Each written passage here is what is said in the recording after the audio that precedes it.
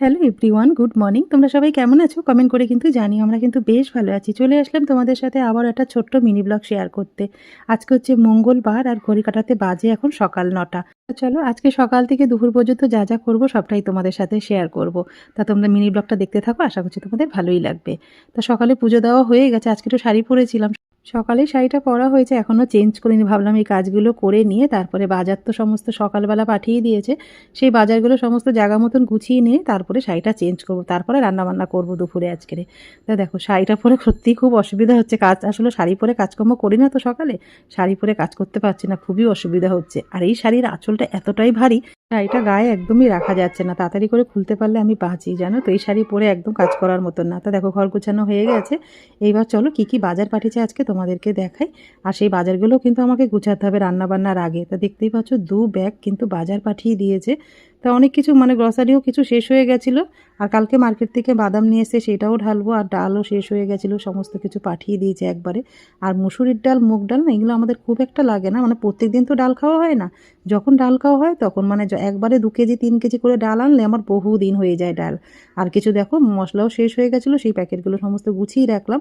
মশলার পাত্রে যা আছে সমস্ত কিছু কিন্তু হয়ে যাবে, সেই জন্য প্যাকেটগুলো কিন্তু গুছিয়ে রাখলাম, ডালগুলো।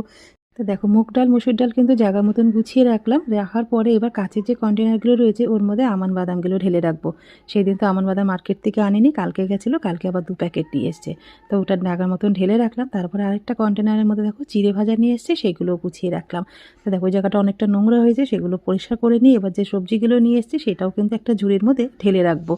প্যাকেটগুলো খালি করে আমি কিন্তু ঝুড়ির মধ্যে সমস্ত সবজিগুলো রেখে দিলাম। আর এখন যে কোনো সবজি বাইরে থাকলেও কোনো অসুবিধা নেই, এখন এত ঠান্ডা পড়েছে যে সবজি কিন্তু বাইরে খুব ভালোই থাকবে, ফ্রিজে রাখলে বরঞ্চ কিন্তু একটু নষ্ট হয়ে যায়। তা দেখো সমস্ত সবজি তারপরে যা যা জিনিসপত্র নিয়ে এসছে সমস্ত কিছু গুছিয়ে নিয়ে কতক্ষণ ধরে কাজ করছি বলো তো, খিদে পাবে না? তাই জন্য সামনেই রয়েছে এক ঝুড়ি কড়াইশুঁটি, তাই একটা কড়াইশুঁটি তুলে গালে দিয়ে দিলাম। আর এই শীতের সময় কড়াইশুঁটি খেতে কিন্তু বেশ ভালো লাগে। আমার মতন কে কে এরকম করো অবশ্যই কমেন্ট করে জানিয়ে, যে বাজার থেকে কড়াইশুঁটি আনলে একটা অন্তত দাঁড়িয়ে ওখানে খেতেই হবে ছাড়িয়ে। তারপরে দেখো যেই সমস্ত জিনিসগুলো আমি কন্টেনারে ভরে রেখেছিলাম বাজারগুলো, সেগুলো জায়গা মতন গুছিয়ে নিলাম, নাহলে রান্নাঘরে অনেকটা জায়গা বেরিয়ে গেল, নাহলে না ওগুলো থাকলে আমি আর কাজ করতে পারবো না, রান্নাবান্না করতে পারবো না। তোমরা তো সবাই জানো ইদানিং ছেলের এতটাই শরীর খারাপ, কিচ্ছু খেতে চাইছে না, বলতে পারো মুখের একদম রুচি নেই। তা ছেলের মুখে রুচি ফেরাতে বানাবো হচ্ছে রুই মরিচ। আর রেসিপিটা তোমাদের সাথে শেয়ার করবো, আশা করছি রেসিপিটা তোমাদের ভীষণ ভালো লাগবে, একবার অন্তত বানিয়ে দেখো, খেতে কিন্তু দুর্দান্ত লাগে।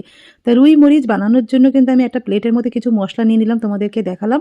গোলমরিচ, কালো জিরে, রাঁধুনি, আদা, কাঁচা লঙ্কা সমস্ত কিছু মিক্সার জারে দিয়ে ভালো করে বেটে নিয়ে রুই মাছগুলো হলুদ নুন মাখিয়ে তেলের মধ্যে ভেজে নিয়ে ওই মশলাটা দিয়ে পরিমাণ মতন জল দিয়ে ঢেকে দিলেই রেডি হয়ে যাবে রুই মরিচ।